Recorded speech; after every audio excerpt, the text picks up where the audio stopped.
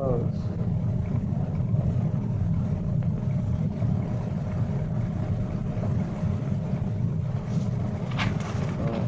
This is a question Grandma really liked. Um, what injuries and illnesses did you have when you were a kid? Oh, I had the usual childhood diseases. Of course, we didn't have the vaccinations.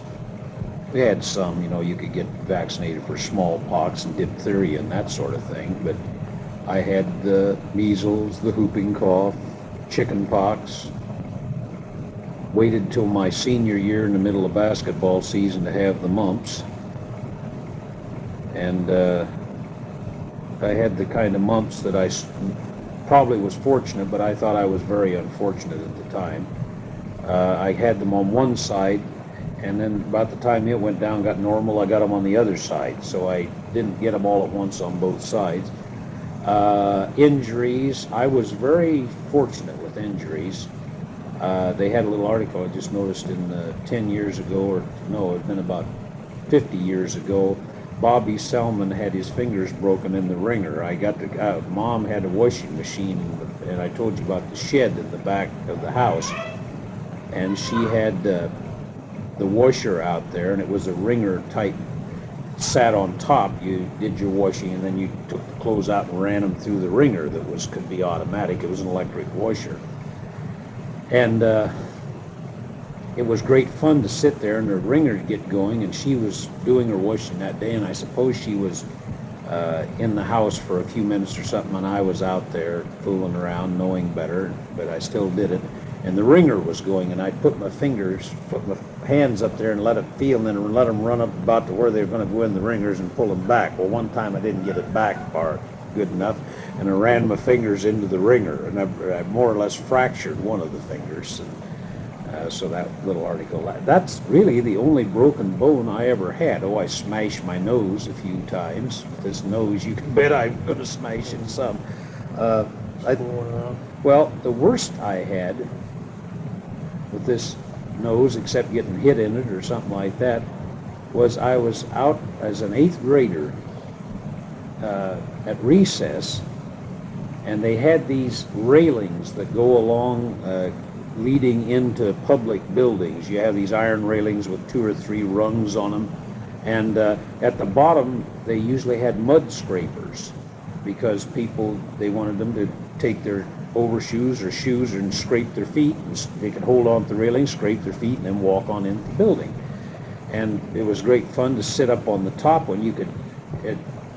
The size I was, you could sit on the top rung, hook your feet through the next rung, and then lean way back and then come forward and catch yourself as you were rocking forward. Well, one time I missed and went right on over and smacked my nose right into the mud scraper. I did that one time. Howled like a banshee when I did that. The usual bumps and bruises. I was out for athletics, so I had my usual bumps and bruises, but very fortunate there. I didn't have any serious injuries outside of bloody noses and cut lips and skinned up shins and a few things like that, but I never had any torn ligaments and any of that you hear so much about nowadays. I feel quite fortunate that I've gone through that. So really, I've been pretty injury-free most of my life. I guess illness has not been a big problem. I had tonsillitis. I guess I didn't mention that. I used to, my tonsils, I still have them, but I imagine by my age, they've probably shrunken to practically nothing now. But I had occasionally bouts with tonsillitis and sore throats and that sort of thing. You ever went to the hospital for it? No. I did in college, went in, they had I don't know whether that was tonsillitis, but I'd run a fever about twice a day, be perfectly normal, and then I'd fever and chill. It was almost like I'd had a mild case of malaria or something. I was over where they got. I didn't get it in the jungle because I never was in the jungle. But they gave me penicillin then, and after a day or so it cleared up, and I've never had any problem with it since. But they couldn't diagnose it. It was in the campus hospital, and I think those doctors are probably competent, but I don't think they were any great shakes that were there. They they wouldn't have been in a campus place if they were that great. So they didn't do much to diagnose it. They just came in, gave me the penicillin, and that's probably in 1948 or 49, somewhere around in there. And of course, penicillin, they didn't realize that at that time they were just massive doses of it. They thought if some was good, a lot was better. And it's been since then they've kind of learned to use it judiciously and not just every little whip stitch they pull out the penicillin and shoot it in you. But it did help relieve that for me, and I snapped out of that. And then you've been around me most of the time since I was a fairly young adult. You probably wouldn't remember it, but you've never seen me sick very often, I don't think. So I'd say I'd be pretty fortunate as far as illness is concerned. You never had appendicitis? Oh, they had what thought was appendicitis at one time when I was a young kid, and they were in fact getting ready to take and operate we had kind of a Operation Happy physician there in town. He was a good general practitioner, but he found out that he could make a lot of money doing appendectomies, I think, and he was whipping people down there right and left doing those. And my mother may not have had a college education, but she was pretty sharp, and he was ready to take me to the hospital and operate the next morning or something, and she wanted to know what the white count was and what was going on with some things. And when he couldn't come up with some satisfactory answers very well, she said just leave him at home here and see if we can't medicate him and do it that way for a while. And as it worked out, I came right out of it all right. That was as close. That's surprising because of what happened to Bill. Well, she didn't think the symptoms dictated it. She knew a little bit about it, and he was more or less, rather than to worry about it, I had stomach pains and that sort of thing, and rather than, he would just, kind of the easy out would just take me down, take my appendix out, and forget about it. And she wasn't buying that. And of course, Mom was also, let's face it, looking at the bucks. They didn't have the bucks. And that would have been, even then, probably $150, $200 operation, and they just weren't, it wasn't $152. If they would have had to do it, they would have done it. If it would have turned real serious, I was running an extremely high fever. I had distended stomach as hard as a rock, which it wasn't, and had an elevated white count. I am sure that she would have said go, but no matter what the expense. But these things just weren't happening. So. What about that bout that you had in Keokuk? They never did find out that was a mild heart attack. No, I don't think it was. They read the electrocardiogram a little bit, and they thought a little something was funny, and then they looked again and said everything was fairly normal. Of course, I was smoking pretty heavily at that time, and the doctor said, well, I don't know what this is, what brought it on or anything, but smoking certainly didn't help it any. And so I quit, and I haven't smoked since then. That was in 1966. So Mom quit at the same time? She tried to. I think it took her about a year to get it out of her, and she's done it now. So I'd say in 67, probably somewhere around in there, she finally gave it up. It's been better for both of us, I'm sure. Much better. I'm sure with the problems I'm having right now, if I'd be smoking all along with this, I would be in a lot more serious condition than I am. I think so too. I still would like to get a good cigar once in a while and smoke it, though. I don't miss the cigarettes a bit, but I just, maybe once a year or a couple times a year, I'd like to get a cigar and sit down and smoke on a cigar for a little bit. I really enjoyed cigars. You've never broken that since 66? Never had one?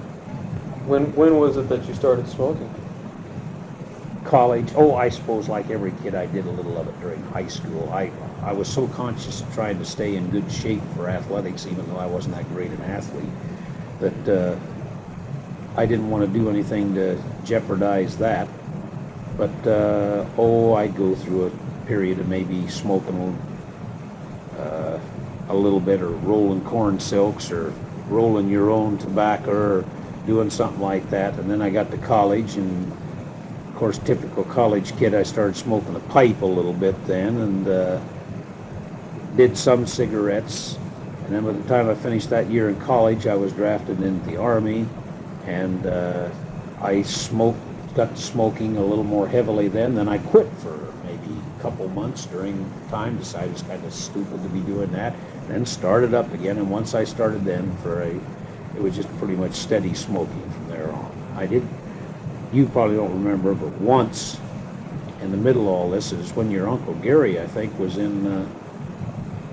going to the University of Nebraska at the time. And during that period of time, I went for 18 months without smoking, right in the middle of all that. Why, after quitting for all that time, I started again, I don't know, but I did.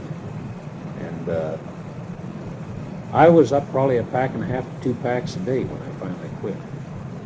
And that's a lot of cigarettes consumed in about 20 years, really. It's kind of hard to justify that in some ways, isn't it? Yeah, I can understand to a certain degree these people, and it is a habit, and it's narcotic. I don't care what you want to say. Caffeine, I suppose, is a type of narcotic, and it can get into your system, and it's a little tough to shake. And I can understand why these people that get on heroin or anything like that, what a hell they must go through, because this is a very mild form, smoking would be, of addiction. And once you get hooked with that, your mind does such strange things. It's so insidious that you say to yourself, you're quitting, and it goes good for the first couple of days, and you're feeling all great about yourself and how well you've done. And then this little devil in the back of your head says to you, you're doing great, all right, but really, how do you feel that much better? And did you really feel that bad when you were doing it in the first place? And didn't you kind of enjoy doing it? Or you're just taking away part of your, all these little things enter into it, working on you at the same time. So it gets pretty tough to shake. But I don't know. You get a scare like I did on that one, and it wasn't very tough at all. I just quit cold turkey, and no problems. You didn't have any withdrawal symptoms or anything? No, not particularly, not then. Of course, I was in the hospital for a couple of 3 days, and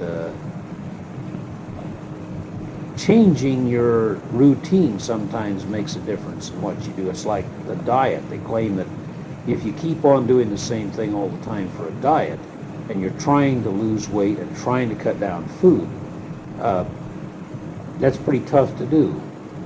But if you can change your routine a little bit around, and then as you're changing, that gives you an excuse to change your eating habits maybe or something, and that would help. So I think it'd be simpler.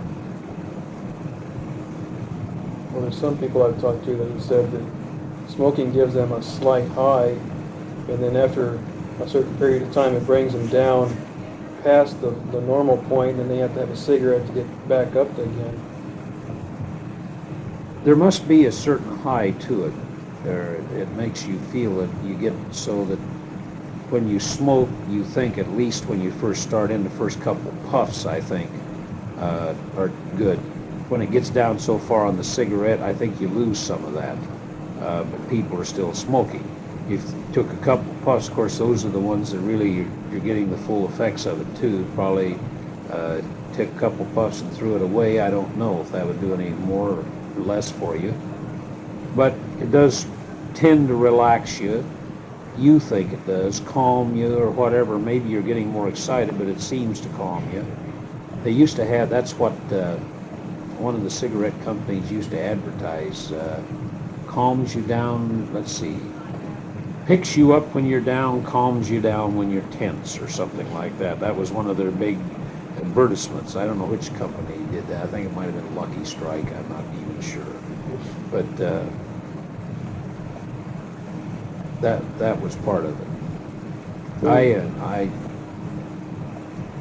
I don't know what got into it, but there's so many people. I hate to see these kids get started again. And even though I went through the same thing, we always think that maybe they know more than we did. When maybe the next bunch will be smarter than we are, but they seem to still pull the same dumb things that we did. So. When did you have your first drink? Oh, to drink is just I remember when I was about a junior, senior in high school. Oh, one of the first ones probably is I went to a party when I was out staying with my cousin out to Jackie Helcher out there, Darrell and Leota Helcher, and they went to some party at some farmhouse. And I was along with them one night, and they must have had a keg or something there, and some pop and all kinds of things. And I don't know why, but I walked up there and nobody said anything. I was a little kid, probably 10, 12 years old. He said, "What do you want, pop or beer?" And I said, "Well, give me a beer." So they poured a glass of beer, and I drank some. I didn't like the taste of it at all. Just hated it. I don't know why I took it after I did. And if you want to know the first drink, that was probably it. And then I didn't bother with it much. Didn't have any appeal to me. I was out working on a farm. I don't know why these things crop up in the mind, but I was working on this farm for this family, and the son was maybe 2 or 3 years older than me, and he was kind of the boss. His dad had died. That's the reason they were. And incidentally, he died of I think burst appendix or something like that too. And one evening he said something about, "Would you like a little drink or something?" He had a pint of apricot brandy, I remember, up above the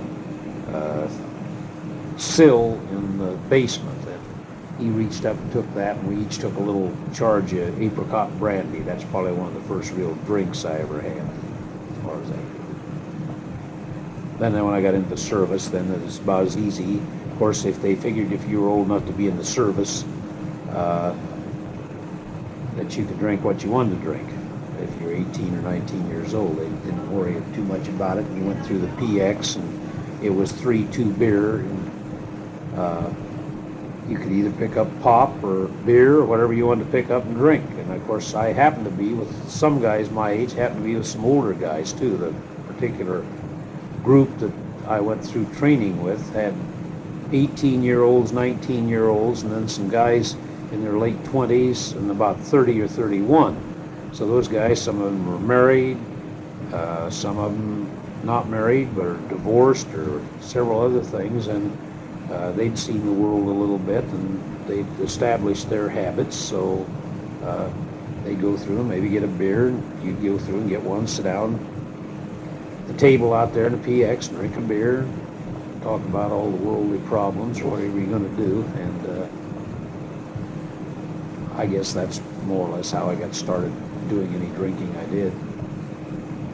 When did you get your first traffic ticket? I don't remember the year. It was when we were in Keokuk. We'd gone to take Kay down to an ear specialist. If you remember, we were concerned that she had hearing loss because of some of the things, and this guy was a specialist in Quincy. And we needed to be back. We'd taken longer with him than we were supposed to have taken, and we were to be back at Tom and Helen Churchwell's to eat that evening. And I was going, I think the speed limit was 60 or 65, and I was going 68 or 69 or something like that. I think I popped down over a hill, and they had a speed trap down at the bottom.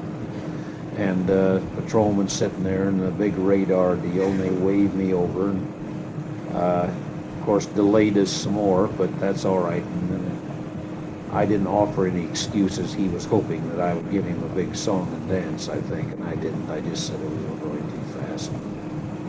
So he wrote out a ticket, and I mailed in $15 or something, which I think took care of the fine.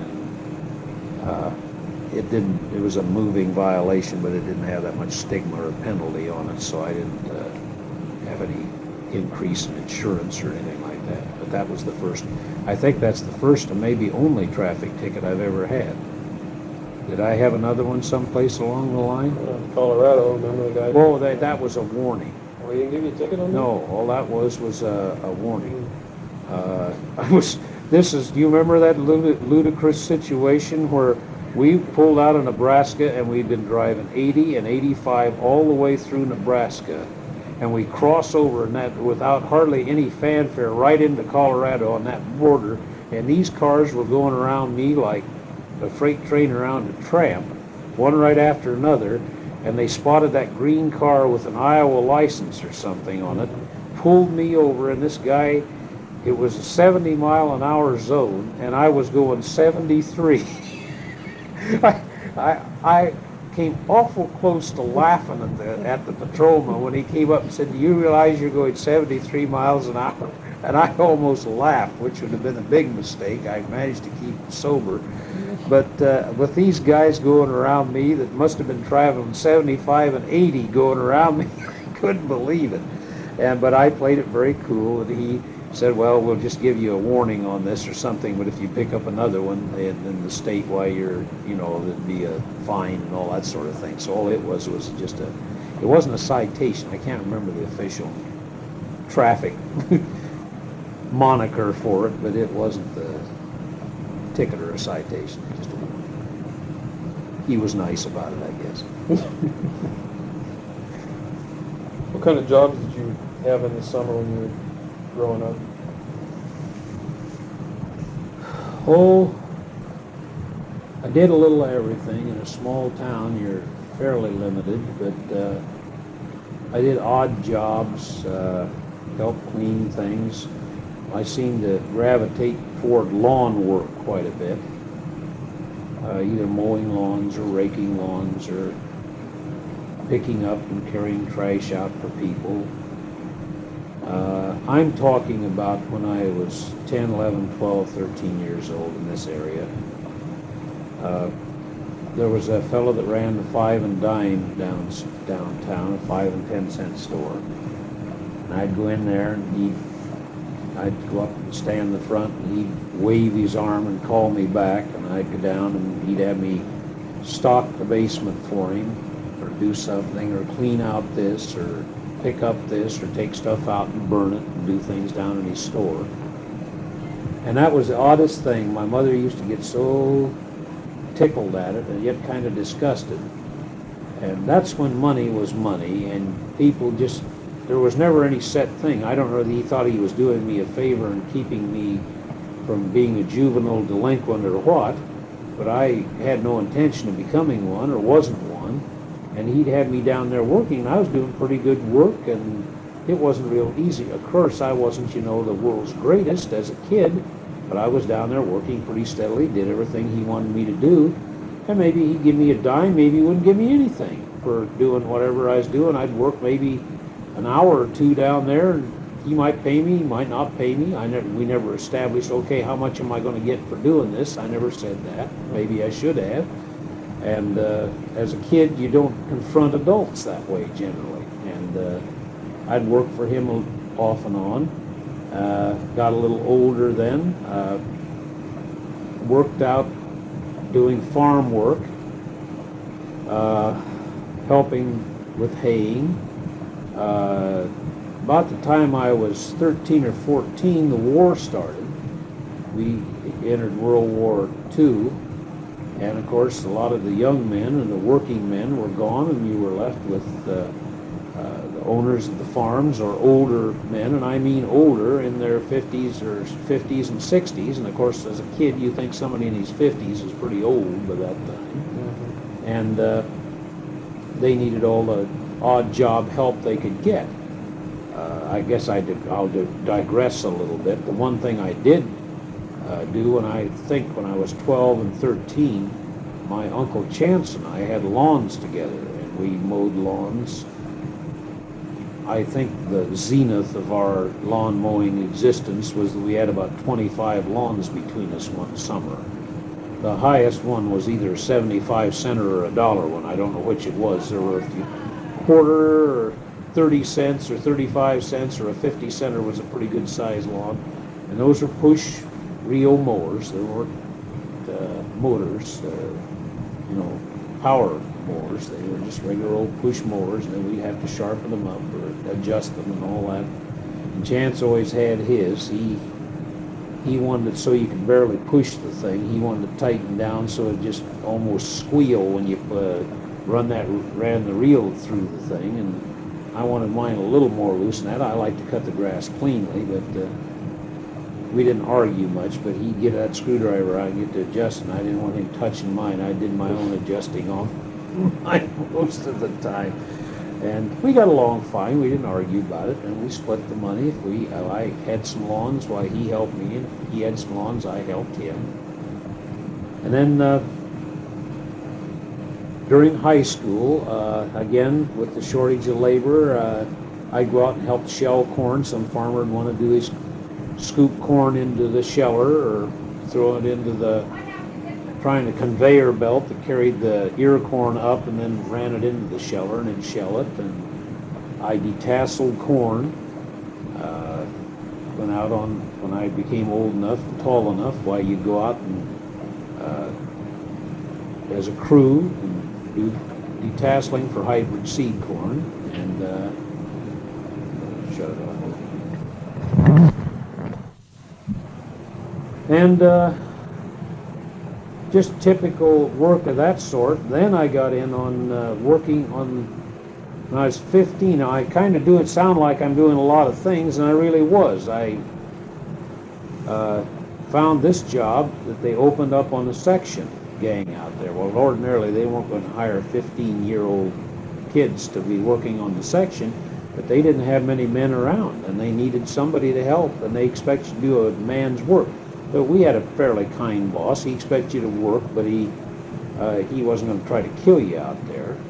And I worked there when I was sophomore, junior, and part of my senior. After my senior year, I finally gave it up. After I graduated, I worked about half the summer, and I finally had all of it I wanted, especially when I had to take 2 showers and 2 shampoos every night, or 2 baths and 2 shampoos. I was unloading coal or slag from the iron mines, which is the dirtiest dust you ever saw in your life, blackest dust. Oh, that stuff just coats you. And after I did that for about 2 weeks of that, I'd been doing some other things, and I decided I could see that this is what I was going to be stuck with most of the summer, either that or making fence most of the summer along the right-of-ways. And I thought there must be something better than that to do, so I quit. And my dad was running the Walden Farm out there, which was out north of town that I've mentioned before, where he worked for the C.D. Kirkpatrick. And Dad hired me out there, and I went to work for him for practically the same wages. It was hard work, but it wasn't as dirty and aggravating as that was. And then during the summer, a fellow from Central College came by and offered me a scholarship to go there to Central at Pella, Iowa. So For what? athletics, football, basketball, just an athletic scholarship, paid room, board, and lab fees. Were you a high school standout No, player or something? no, I was just one of the guys that played, and they needed players there at Central, and so they offered me this scholarship. He was out trying to recruit a little bit. He wasn't even the coach. He had nothing to do with that, but he was kind of one of the recruiters for the college. So when the fall rolled around, I started at Central, and that pretty much ended that type of experience. Then I did typical things after, that's the kid type thing. Then after college, I went back. I went to service after Central for 1 year. Then when I came back, I went to Iowa State Teachers College at Cedar Falls. Then when I come home this summer, I worked for various people there. I worked, first summer I stayed in and just, I needed to catch up because it started in the spring, so I went to summer school. Then the next summer I figured I need some money, so I came home in the summer of '48 and worked for a construction guy out building corn cribs, houses, and things like that. Helped with that, just lowly carpenter. You know, I was the low man on the totem pole, didn't know a whole lot. And also, incidentally, during that summers when I was 21, I turned 21 in April of 1948, and joined the Masonic Lodge and went through all my degrees and things that summer while I was home, studied on those and passed all those degrees and became a Mason. that year. And so it was kind of an eventful summer. It was all the amusing incidents you'll get a kick out of here. I'm not trying to say my luck is bad. It's been pretty good, but it's very typical of things that happen to me. Mom and I have laughed about this many times. You know how we get to sit around giggling about different things that happen to us. We had a big celebration coming up for the VFW. Of course, they were high and mighty at that time, and everybody after Second World War, and this 48, the euphoria was still carrying on pretty well. And they put out a great big tent out there in some farm place, and it was just known to everybody that was going to be nothing but drinking and gambling. Of course, in 1948 in Iowa,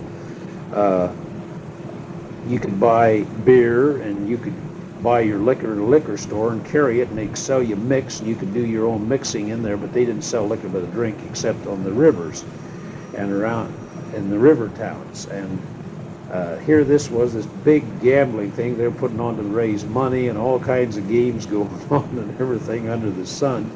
So this other guy, young fella, and I, it's Saturday night, and of course after everything was closed, we'd been down playing pool, probably drinking a little beer, and he said, let's go fishing tomorrow. And I said, oh yeah, great, sounds like good. I said, but I don't have a fishing license. He said, oh, don't worry about that. We'll just go over there a couple of these little creeks. And he says, I don't have one either. And I said, well, I don't like to go fishing without a fishing license very well. He said, well, think about it. And I said, okay, well, let's go on ahead.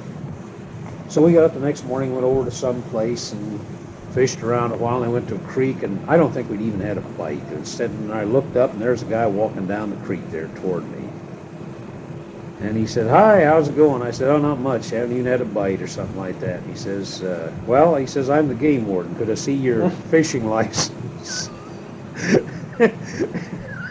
And I said, well, I'm afraid I'll just have to throw myself on the mercy of the court because I don't have one. I said, and I gave him my driver's license. He saw who I was, and he happened to be a friend of my dad's. And he said, are you his brother or something? I said, oh, no, I'm his stupid son. And he laughed. He went on down and said to the other young guy, he said, where's yours? And he says, well, I have mine, but I left it at home. Well, he lied to him. See, he didn't have one, and then this guy went in the next morning and had a kid try to date the license back and do all that sort of thing. Well, this guy has all the licenses up there at the county thing. He knew when they were, and we both went up, and I'll tell you, this guy was so mad, this game warden, at this other kid. Dad talked to him and pleaded with him to kind of take it easy on the other kid because he'd have thrown the book at him if he'd have had his way. But anyway, they took my fishing pole. I had to go up and I paid whatever fine. And my mom and I laughed. We said, here are two guys innocently fishing a little creek that all the fish had frozen out of the winter before. Out there, sure it was illegal, but then right about 10 miles away out of this farm, this same day, they were running the biggest gambling, drinking exhibition you ever saw in that part of the country, and I don't know when, and nobody's paying attention. They got all kinds of guys turning their head for that, this game warden, and he just happened to be coming past the side of the cars is the only reason. People have been dynamiting fish over in the river, over in the English River there, and he was over investigating that, and he thought he might catch a couple of suckers, and he did. As he came by the creek, he just stopped, wandered down that way, and he got two right there. So your folks weren't too upset about that? Oh no, it was my money. I was the guy that had to pay it, and I think secretly, Dad was kind of proud of me the way I handled myself because I didn't try to worm out of it or do anything. I just admitted that I'd made a mistake and went on and took my medicine about the whole thing. But moms could still laugh about that. If you ask her about it sometime, I bet you can get her giggling about that. I take it they never went to the drinking and gambling aspect of it. No. I went out that afternoon.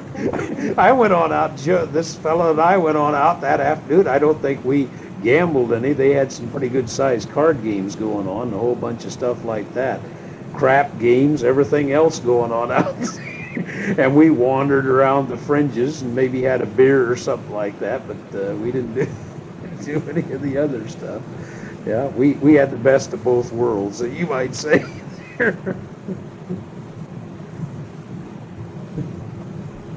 So when did you go to college the first year? What year was it? 1944. I graduated in 44 from high school, and then I started in the fall of 44. And I went 44 through May or something of 45. That's when colleges got out then, was in May. And then went into the service, I think it was June 11th, I think was the official date or something, of 45. Were you taking anything specific in college that first year? Things I shouldn't have been taking was what I was taking in college, because I had no intention of studying. I'd gone to a small high school. I'm not excusing myself, but I'd gone to a small high school where everything was very structured. I don't think in the 4 years I was in high school I'd ever taken a book home. I had average or below average grades. I didn't work that hard. I think I had enough intelligence to handle it, but that wasn't important then, because the only criteria for going to college, really, unless you were the village idiot, was that you had enough money to go to college or had a scholarship. Nobody, because they would weed you out there. They didn't have to have these big SAT tests or anything then, because if you wanted to go to college and take your chances, and you went. Well, that was more or less what happened to me. I'd had nobody requiring studies, and so when I went to college, we had a study hall, and it was supervised, and I had very little to do, and I just did enough to get by without flunking. Oh, I got C's, and in courses I liked, I might get B's and A's. I also would get a D in any math course I took automatically, and that, I think yet that I'm not as stupid in math as I make out to be. If I would do something about it and really settle down, I could probably do some math, but that isn't one of my strong points. But anyway, to answer your question, I've gone a long ways around the barn here, as usual. I took things like college chemistry, Latin, mathematics, English, and I think I did throw in one music course there or something like that, but these were killer courses. You know, here we are, chemistry, college chemistry, and Latin, and I had never had any foreign language, and here was college Latin. They were starting out very simply, of course, but I'd maybe study 15, 20 minutes and decide to go down and have a hot chocolate or something down at the restaurant. I just wasn't disciplined to study, had no intention of studying. I thought I was there strictly to go to class. As long as I attended class, I didn't skip classes or anything. I didn't do that. I attended all the classes, but I just didn't do any work. And so consequently, my grades were just absolutely atrocious out of that. At the semester, then I changed to some easier courses and got by a little better from there.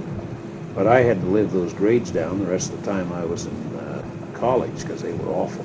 Did you pay for all your college? No. There was a scholarship there. I think my parents helped. I had some money, but my parents helped with whatever expenses I needed during that year. And then when I got out of the service, I had enough GI Bill accumulated that I could start in at Iowa State Teachers College, and that was in the spring of 1947. And it took me clear through to except for the last quarter. And I think my folks helped me out a little bit on that, and I tried to do what I could on it too, and finished the last quarter in 1950. Twice, I think twice I went during the summer, and that helped get me through a little sooner too. So when did you finally decide you wanted to be a music major? I think when I was in the service, and I got into the 1st Cavalry Division Band over in Tokyo, or outside of Tokyo, and was playing in that, and ended up as trumpet section leader of that particular band, and was in charge of a dance band. They called them then not stage bands, but dance bands. I was in charge of one of they had a couple or three out of that division, and I was in charge of one of them, even though I was a private. And I just decided I liked working with the music, and I thought as much enjoyment as I was getting out of the music, I'd like to be able to help some kid maybe get that much enjoyment as a teacher, go out and see if I could give a course where somebody else could have some life experiences from music. Then when I went to college, there was nothing to discourage that either. Of course, as a music major, why, I enjoyed the courses, most of them. I didn't work hard enough at them. Usually I got better grades in things other than the music courses because I just didn't apply myself that well. I sound like a study in mediocrity, and maybe that's really what I am, but I have a feeling that, as you've been around me enough to know, when I feel strongly about something and go after something, I usually can do a pretty good job of it. But I have to be motivated. I'm not a real good self-starter at times, I'm afraid.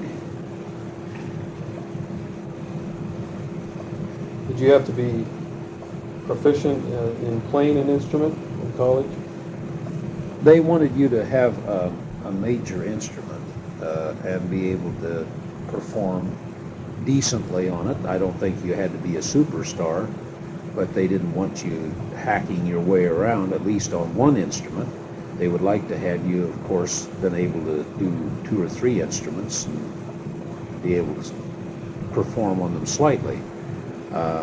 You would be tested at the end of each quarter before a faculty board consisting of maybe 3 or 4 music faculty members. And you worked with a private instructor. That was part of it.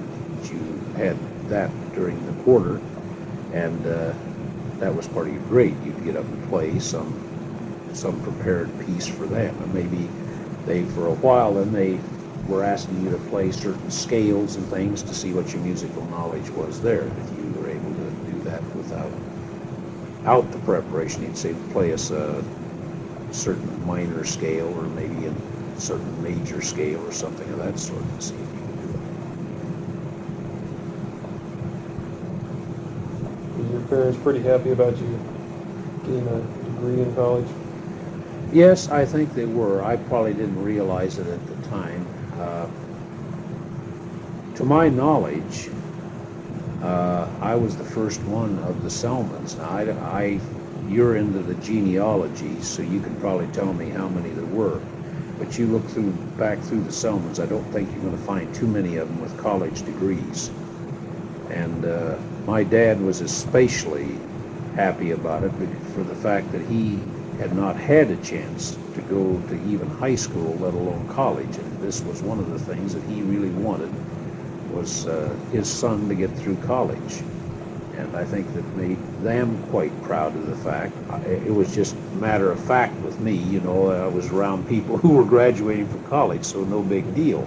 But I don't think as a young person you realize sometimes how you are affecting your parents or what your actions or results of your actions do to them. And I knew that they were happy about it, and they were quite proud to come up and attend the graduation ceremonies. And at that time, we were the largest class to ever graduate from Iowa State Teachers College in 1950. They had many since then that were quite a bit larger, but at that time, that was a pretty good-sized class.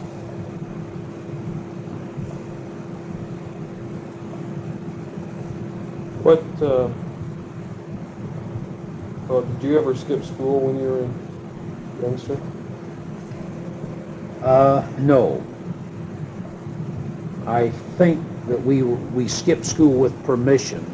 Again, during the Second World War, they kind of had to relax some things. High school kids would be needed for certain jobs. I know they got some gravel in for the town one time, and I think it was as a senior in high school.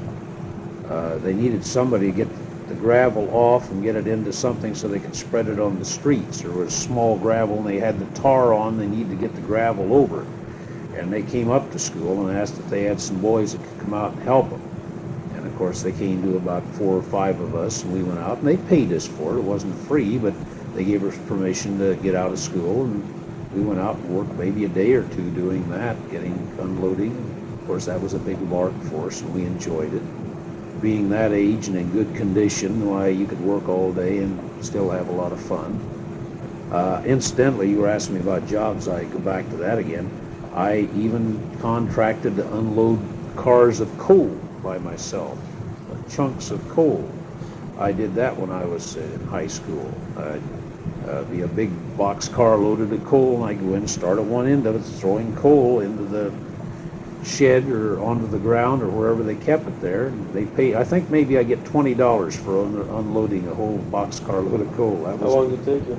I don't know, a couple days maybe, something like that. That's not bad money. That wasn't bad money. It was dirty work, but it wasn't bad money. You just stood there and threw it out, is what you did. I'll bet that built up your muscles, didn't it? Yeah, yeah. Well, I was lean. Always looked like I was pretty, not emaciated, but if you can't tell it now looking at me, but I was very, very thin during high school.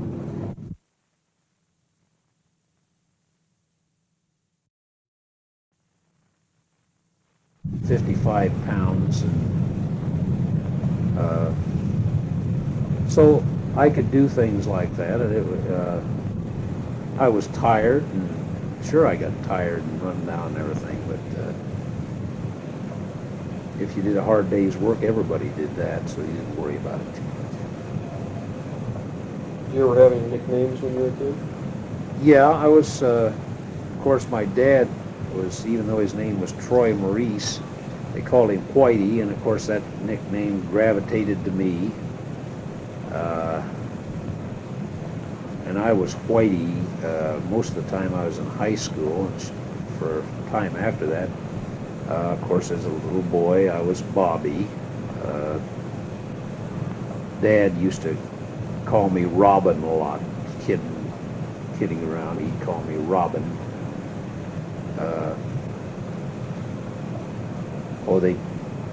For a while, I didn't care much for my middle name, and so, of course, a couple of them found out about it, and they teased me, calling me Troy, and trying to see if they'd get me upset and a few things like that. But most of the time, it was Whitey or Bob or Bobby or something. Now, if I go back there and see these same people, that's the way that things progress. There might be one of them call me Whitey or occasionally, but most of them it's Bob now. And oh, that's right. I had one in college, not as a kid, but in college. This ornery roommate, Carl Fulster, named me Benny.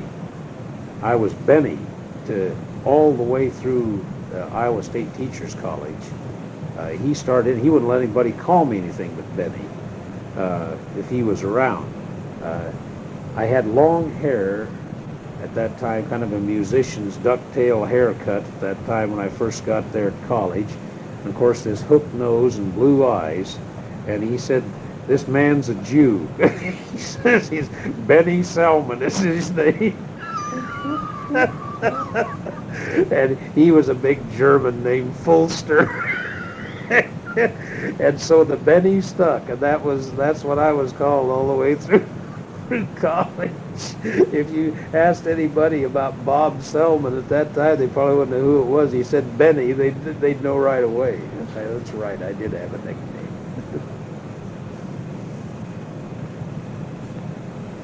What games did you play as a child? Oh, you go through the stages, all the games where you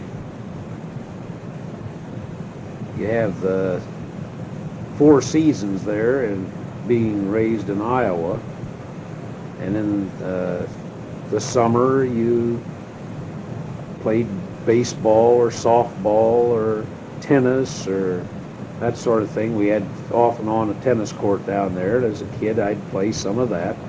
For a couple years they tried to have a recreation thing up there at school, and they hired the coach and some of the others, and They had little things where you go around and maybe you went inside and shot free throws for a while, and you go out and do some other game, and you did something else, and trying to spread you out so you had several activities.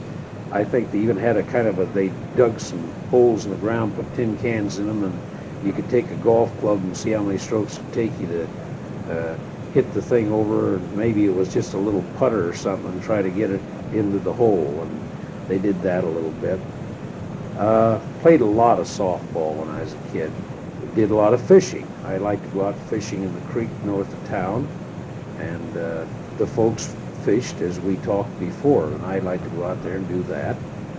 And then in the winter time, in the fall, we played football. Naturally, we'd play the football and shoot baskets and do all that sort of thing.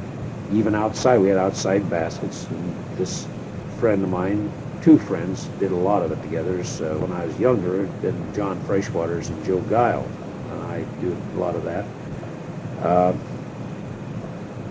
Then in school during recess, you'd play the fox and geese or whatever that was, where you'd draw the circle and have the lines through, and you could follow the paths, and somebody was it, and they'd chase the others trying to catch them or something like that. You did those, and build forts and have snowball fights. And north of town, the thing looks so small now. When I was a kid, it looked huge, like these things do.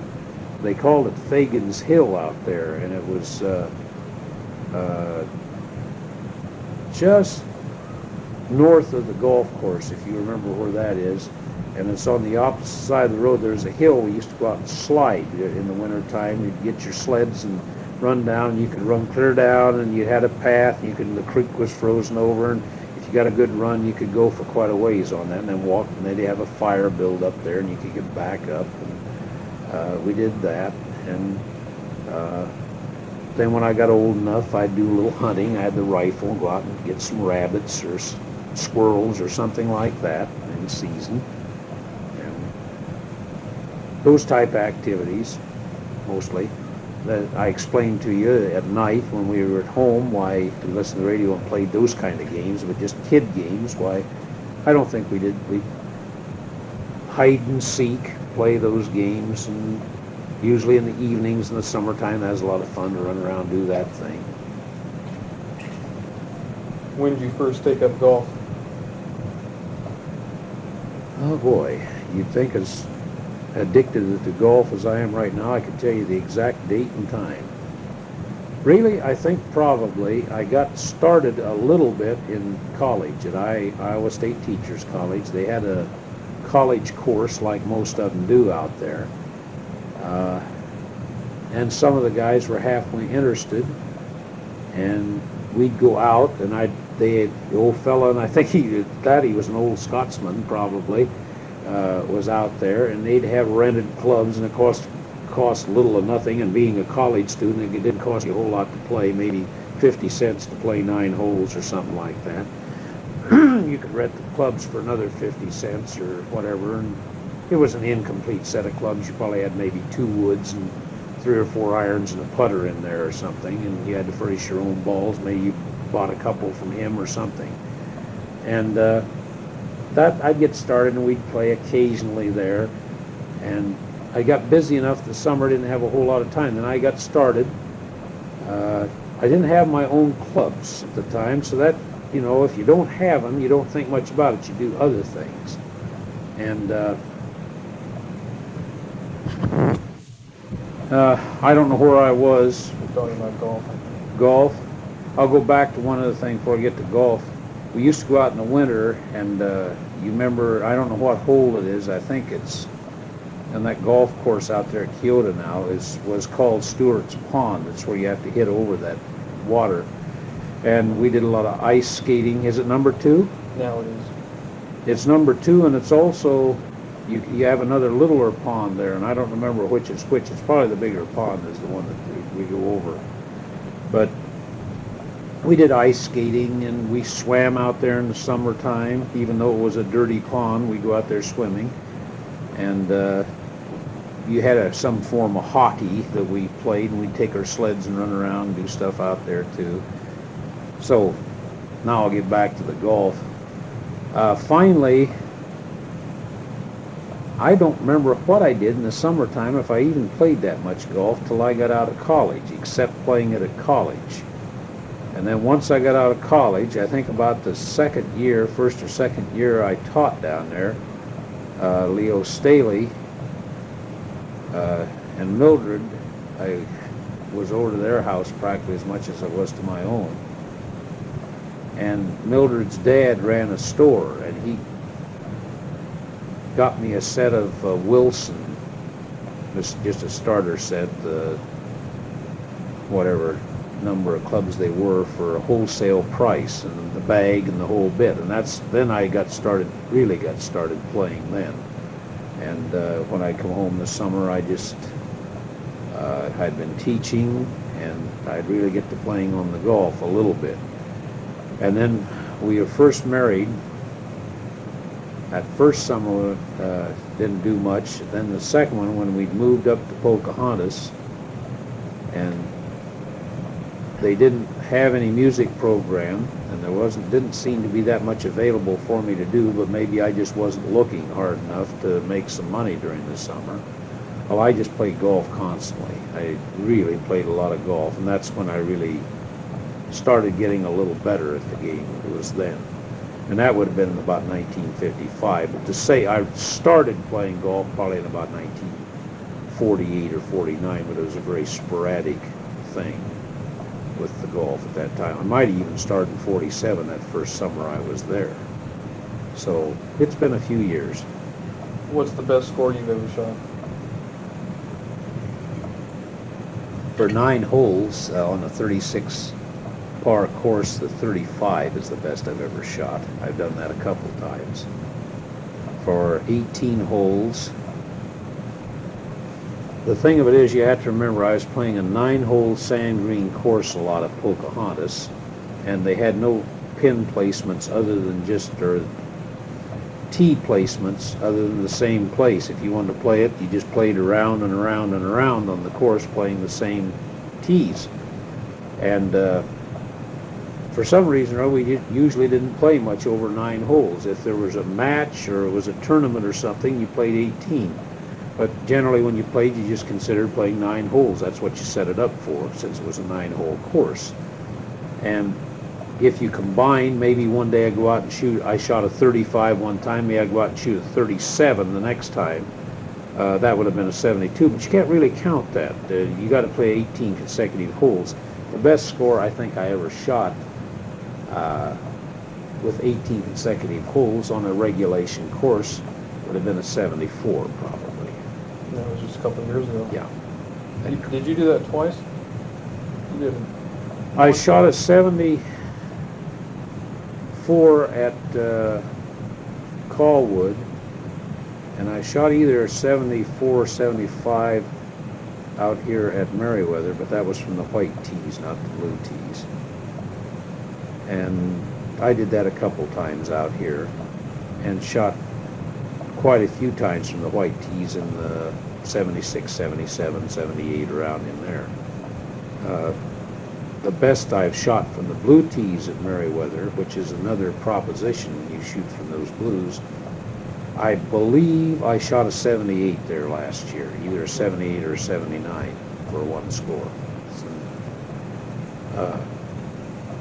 stayed around the low 80s most of the time out there from the blue tees. What's your favorite course? Or do you have one? Of the ones I've played, probably would be changeable.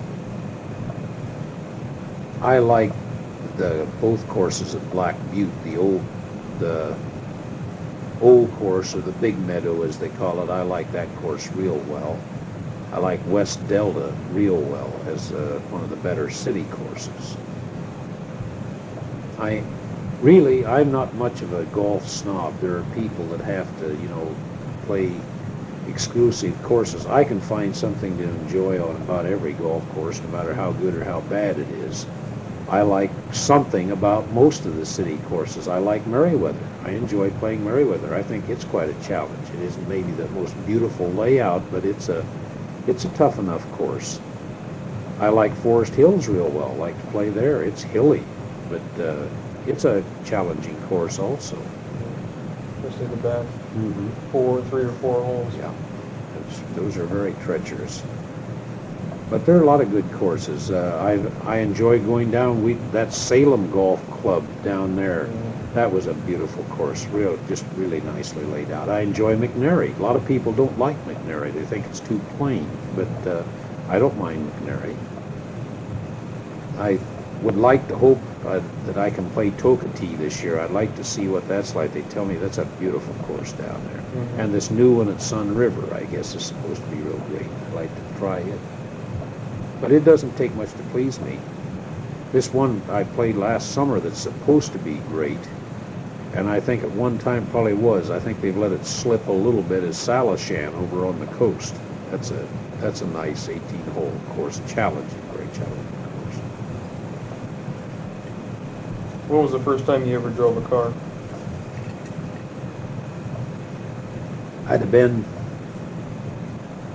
probably 15, 16 years old. This friend of mine, it was my second cousin, Bob Stewart, and I were out doing some, I suppose, hunting. As usual, we were always hunting together, doing trapping or hunting or doing something.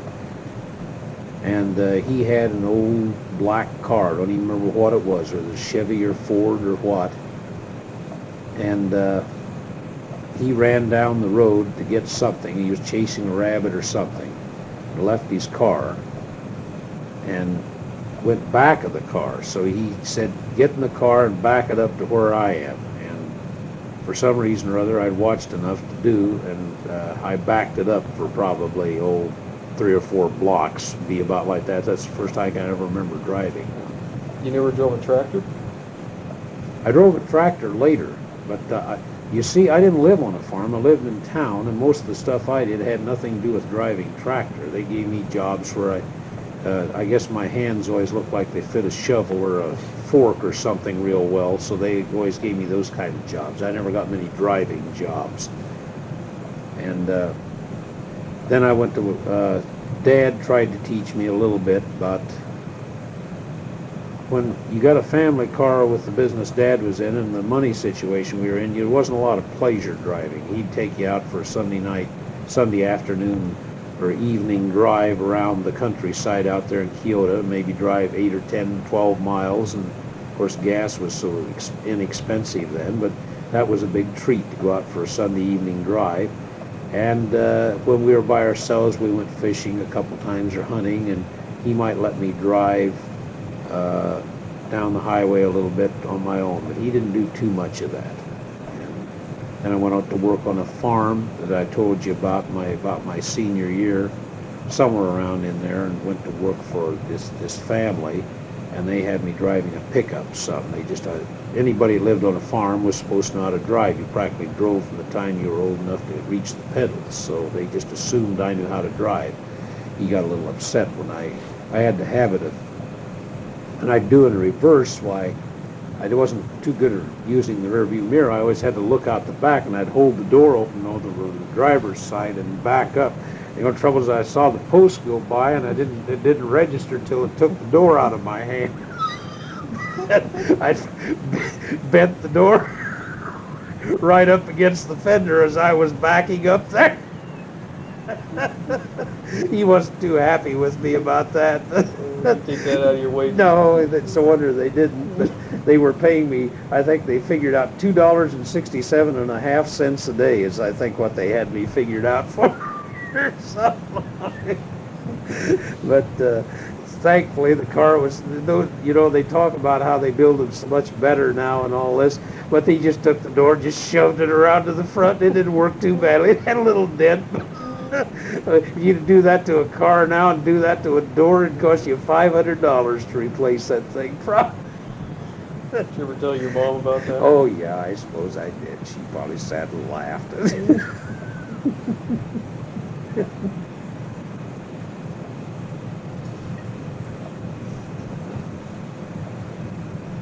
Got into service then, and after I finished basic training, part of the basic training, they had us out and they had us running Jeeps. That was the silliest thing. Of course, the war was over and they were just so happy to have all this that they kind of relaxed a lot of things. Maybe they did it during the regular basic training before, but they put us up in kind of a driving thing. Each of us took turns driving Jeeps, and we chased each other. And they had it was almost like playing this game that I was telling you about, where you draw the circle fox and the geese. And we were chasing each other, and those Jeeps cutting through the things. Then the Jeeps would break down, the sergeant would get and fix it. And so we did a little of that, and then finished basic training. And I had some interim jobs, and one of them then ended up, I was driving what they called a weapons carrier, picking up the mail at Camp Forsyth is what it was called. It was the training center, but it was the offshoot of Fort Riley, Kansas. And I'd pick up the mail and take it from one to the other and deliver that. And that was part of my job. And I did that for maybe a month or something before I finally had my orders and was shipped to eventually to Fort Ord, California, and then on up to Fort Lawton, Washington.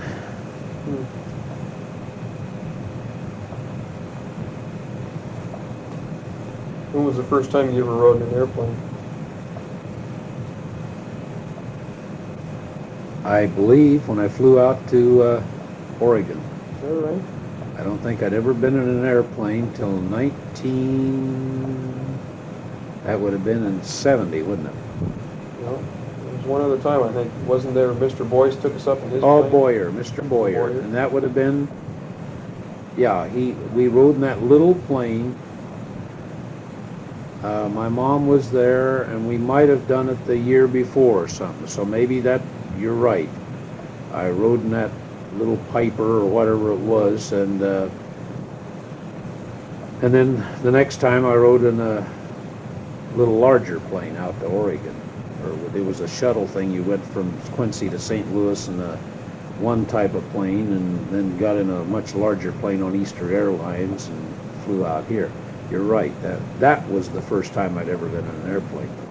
That was in '69, probably. Yeah. Did you enjoy it? I wasn't that happy with that little bitty one, no. Going over the river and bumping around. And you know me and I can even get sick right in the back seat of a car, so that what do they call that? My equilibrium or my inner ear doesn't adjust very quickly to those things. But I think it's a fine way to travel. I have no objections against it, other than the fact that I just didn't want to make a lifetime habit of flying airplanes all the time. I think you'd get used to it. I suppose. What's the farthest you've ever flown? Well, from Quincy or from St. Louis to Portland, probably be as far as I've ever flown. You probably took a boat then all over to Yes, Japan yes. in service. And an odd thing, I took the same one over and back. I rode on the same ship going over USS Marine Serpent. It was a merchant marine ship, and not a real large one, but it carried quite a few troops. And this was in 1946. Wait a minute. No. War ended in 45. Yes, it's been 46. And I arrived in Japan in May, I think it was May 10th or something of 46, and left in October of 46. So I was over there about 6 months, something like that, on occupation duty. How long did it take to go over? I think 15 or 16 days, 13, 14 days or something like that, I remember. It took Seasick? Yeah. I got seasick to start with, going out, and then once I got over it, I was fine all the way over. Got on the ship again coming back, got seasick going for a little bit coming back, got over it, went through storms, went through everything else, and never even came close to getting seasick from there on. Once I got adjusted to it, I was all right. But boy, it took some time. Maybe a day. It didn't take me much over a day to get used to it. What'd you guys do for entertainment on the ship? Well, since I'd lost most of my money playing poker before I got on the ship, I didn't have that much to start with, but I had a little guy that couldn't pronounce three. He kept saying free, and he had a couple teeth missing up there, and I'd have two pair, and he'd come up with free or something most of the time, and I lost my money. And so I pulled guard duty. I had quite a bit of that to do. They wanted to keep you busy, and we just sat around and talked, and there wasn't too much else to do on the ship. It wasn't one of these like the Love Boat with all kinds of recreational activities going on. And some of the guys played poker. That had money, they were down there with big poker games. And if you had money, you could buy stuff to PX. And I suppose we had some pop and candy and whatever we did. I probably had enough to take care of me all right, but we just didn't entertain. It was just boredom more than anything. You didn't worry too much about it. I don't know what we did really. What'd you do for entertainment when you got over to Japan? A certain amount of sightseeing. I didn't do as much as a lot of the people did.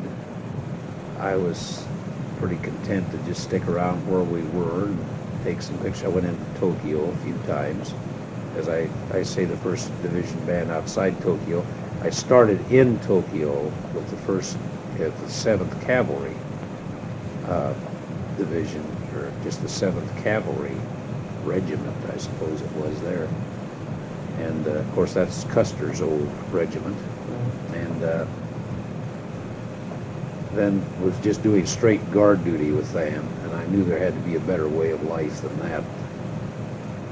And I requested a chance to try out for the band, or try to get into a band. And so happened that the major that was in charge of the band happened to be there the day I was over talking to somebody, and he interviewed me, and some people were leaving, and so he took me up there, and I joined the band at that time.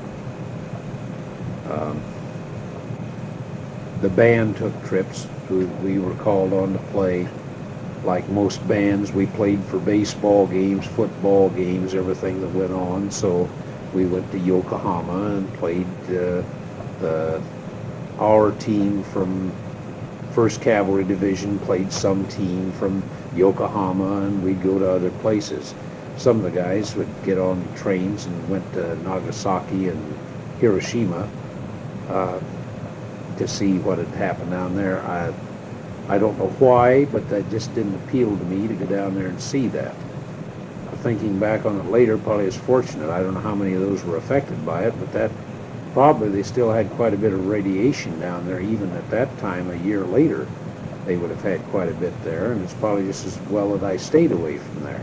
Some of them, the one thing I do regret, some of them would, if they could get transportation, would go to Mount Fuji and went up to that, and I didn't do that. I stayed pretty much around there and went into the PX and saw some of Tokyo. I didn't wander around a whole lot. They treated us all right. Of course, as an occupation force, I don't think we were really loved all that much. So I don't want to say I didn't have that many close friends. I had some friends, and we ran around together, but their interests didn't seem to always be the same as mine. We did a lot of things like playing, since I was there from May till October, it was the summertime, and we played a lot of softball, and they had a swimming pool right outside our barracks, and we could swim in that, and go down to the enlisted men's club down there and drink a little Japanese whiskey or beer or whatever, and sit around and talk smart. And as I say, I was in charge of a dance band, so we had gigs to play, and some of our nights were occupied with that. I think one of the thrills, if you want to call it a thrill, we were on the 5th or 6th story roof garden of one of the hotels in Japan, and playing for an officer's dance. Generally, that's what we played for. Occasionally, we played for the enlisted men. Most of the time, the officers would have dances and request a band. We'd go out and play. And a minor tremor earthquake started while we were up there. We weren't a very good dance band. We were pretty hacky. We were all right. I look back on it now. It was pretty amateurish. And the earthquake started, and everybody started panicking. Officers and wives, and the screaming kind of started. And it was just a tremor, as I say. And we started playing. We had presence of mind. We started. It's the only time I think anybody ever clapped for the band the whole time. I remember that we had presence of mind to try to calm them down a little bit by playing. One of the few times we ever got a hand.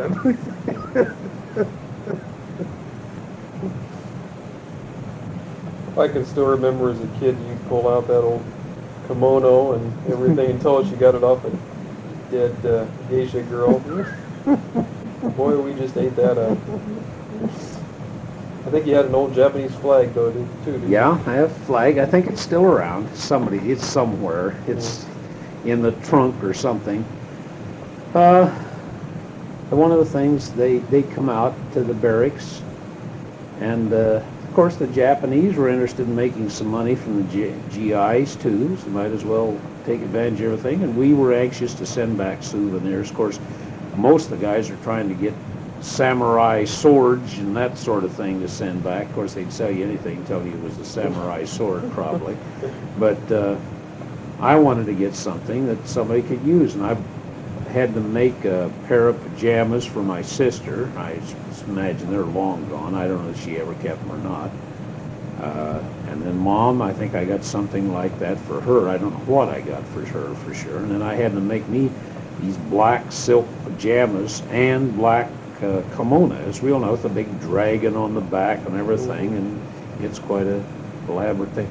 And I don't even remember what it cost. You were dealing in yen, and I knew what the conversion rate was at that time, but I suppose it cost me $20, $30 for the kimono and pajamas or something, which is really cheap when you consider the material they're made out of, and not a bad job on them either, and all the workmanship. What'd you get your dad? Don't remember. I do remember when I came back that I had this suitcase I bought, this leather suitcase. I don't know whether we've thrown it away or whether somebody still has. It has a zipper that runs clear across. It's a sturdy thing. And I bought the suitcase, and you could get cigarettes, I believe. I don't even want to say what they were, but they were extremely cheap, and I was smoking Lucky Strikes at the time. And Dad smoked, of course, as we've talked before.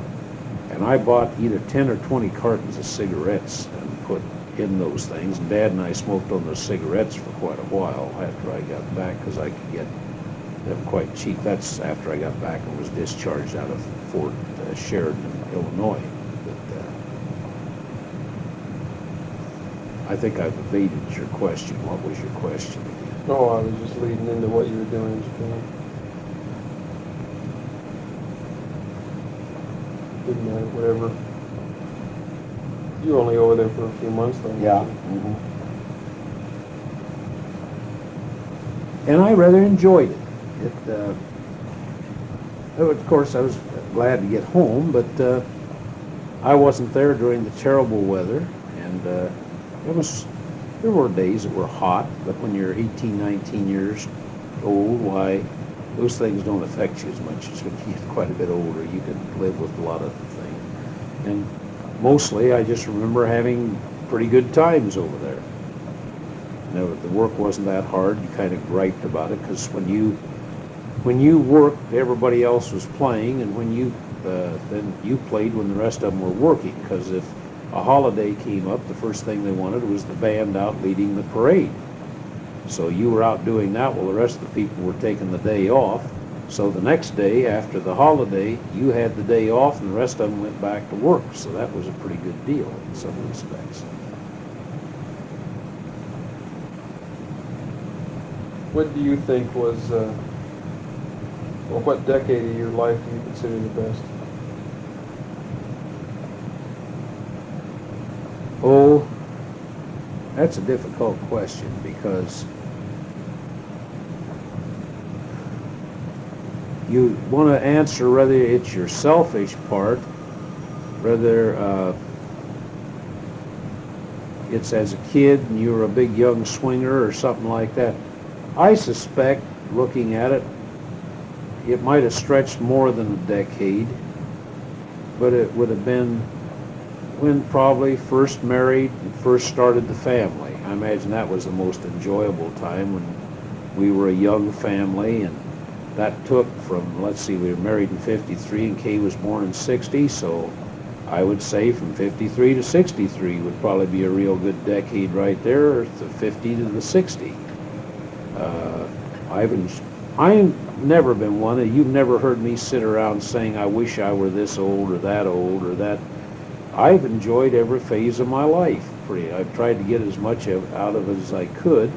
I suspect there will come a time when you get, if you live old enough to become feeble and crippled up, and your health is kind of on the wane, that maybe you'd like to say that, well, I wish I were able to do this and do that.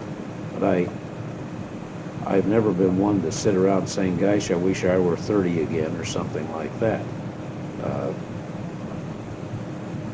Probably I was as vigorous and had things going as well then. We didn't have much money, but that didn't make any difference. I enjoyed that era when the family was young. We were raising it. I've enjoyed the family as they're older. I think this has been a good decade out here in Oregon from 70 to 80. I think that's been a real good decade, and the family was coming along. It's always kind of a thrilling experience when you're getting married, raising your children and all that. What did children do to your life? Oh, probably got me settled down some. Not that I was any wild man, but children make you more responsible.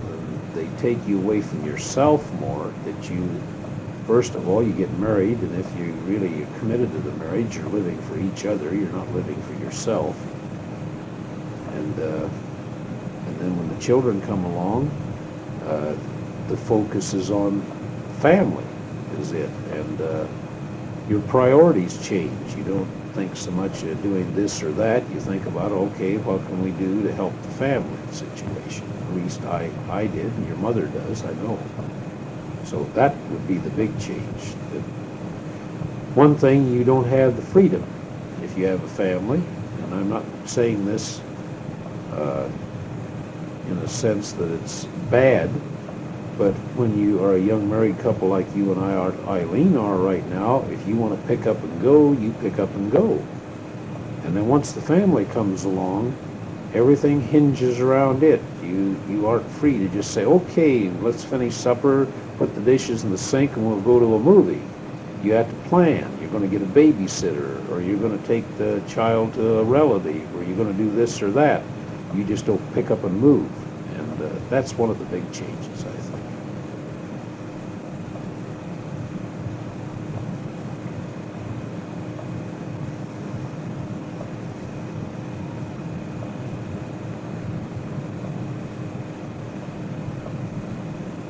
What advice can you give on raising children? Well, I don't think we've done a perfect job of it. We did the best we could. I say that, and yet I look back and probably, in your case, you being the oldest, I think you take the brunt of things. You probably have more mistakes made on you than the others do, because you probably also get as much love or more love because you're there by yourself to start with, and everything's lavished upon you. But at the same time, you're trying to make sure you don't make any mistakes, and if you're not afraid of the first one, you're hesitant with so many things because you haven't had the benefit of experience, and so you're groping a little bit, and you may overdo the discipline, you may over worry about things happening, you may have a tendency to take charge and not let the child learn on his or her own. You may try to guide too many things where you should let the child do things. Uh, I would say that once you get comfortable and realize, and I think we've told you kids this, that when you got older and could understand, we're not always going to make the right decisions. We're going to make some mistakes. We'll hope we make more right ones and wrong ones, but everything we do isn't perfect. As far as raising kids, I'd probably do pretty much the same as I did before. I think your personality enters into it. I think how you were raised makes a little difference. Much as you wouldn't like to think so, I'd hate to think of this, but I guess the psychologists and people that deal with this say that if you came from a battered family and one that did a lot of abuse, that you'll probably raise your children about the same way. And that's a pity in some respects. I would like to think the good, though, if you did a good job raising them and they were pretty pleased with how they were treated, that they would raise their children the same way. I suspect probably I could have been a little tougher in some respects on demanding this and demanding that, insisting that these things be done as you got to that age. I think the very fact that I'm in the profession that I'm in and where I have to do that all day made a difference when I got home at night, that I didn't feel like I wished to carry on for another 6 or 8 hours doing that. And that might have made a difference, and probably sometimes made your mother out more of a villain than she needed to be, because somebody had to crack down on things, and she was more inclined to, not that I don't think you would consider me a pushover. I don't think anybody pushed me around as any of you kids, but at the same time, you probably felt that I was a little easier on you than your mother was sometimes, except if you pushed too hard with her or with me, then I got very upset, and then I wasn't so easy. But, oh yes, I'm sure that I would modify some of the things I did, and maybe not be quite so harsh on this, or maybe be a little more harsh on that, but I'm sure also if I started out with 3 children again, I'd still make some mistakes along the line, and I'd hope I do a pretty good job. So I don't know as that'd probably change a whole lot. You think you took after your mother or your father in raising children, or a combination? I imagine a little more after my mother. Dad did a certain amount, but Dad was working hard and gone. Most of the things fell on Mom to do, talking out things, any problems. I usually went to her with them rather than Dad. Occasionally I would. When I got older and married, I'd go to both of them. Dad and I enjoyed sitting around talking. I think that tickled him more than anything, was just to sit and visit and talk over general things, be a sounding board if I had some problems and wanted to ask him about them. I think that really was a source of enjoyment for him. Not that he enjoyed my problems, but the fact that I would be willing to bring them to him and sit down and discuss them. They both did fine. Dad was the kind that didn't do much. Then if he did get upset, he had a tendency to overdo it. If you left him alone and did what you're supposed to do, he was a good father. And I mean that in every sense of the word. He tried to be a good father. But probably Mom was the stabilizing force most of the way through. She seemed to have the common sense to be able to raise you any way Oh that you yeah, needed to be. and she could be easy and very open and talk to you, and she could be firm if the occasion demanded. She could say no and mean it and stick with it. But she just didn't say no just to be practicing it if there was a reason for it. And otherwise, why, she let you kind of go out and find out a few things for yourself. If you got burned a little bit on something, well, that was just your experience. You had to learn the hard way. She wasn't going to let you go jump into a river if you didn't know how to swim, but she could probably see that I was getting into things or going to work for people that weren't going to treat me the best without abusing me, but probably would take advantage of me a little bit, and she didn't say don't work for him or something like that. And I'd come home and say something like that, the guy didn't treat me real well. Well, she said, he has a reputation for not being too nice to his employees sometimes, but these are things you have to learn, that you're not always going to be working for people who are real nice to you and everything. You have to take that along with the others and see if you get along. So she was very good about that.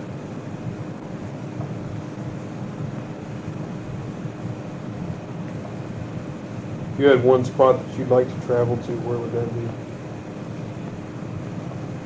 That's difficult.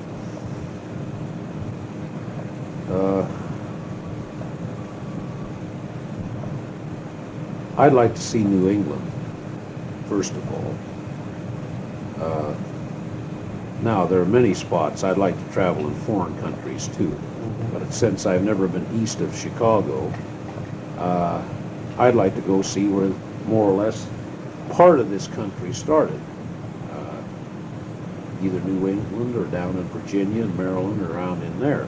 I'd like to travel that whole East Coast, very frankly. Just start at New England and go right down the East Coast and spend some time. Love to go see that Smithsonian Institution there in Washington, D.C., and the monuments. Philadelphia, go to the historical places there, since you know I'm a history buff to start with. And as long as I was in Pennsylvania, maybe slip over to Gettysburg and do a little looking around there, do the whole route if I could. Then naturally after that, I'd like to see Hawaii, or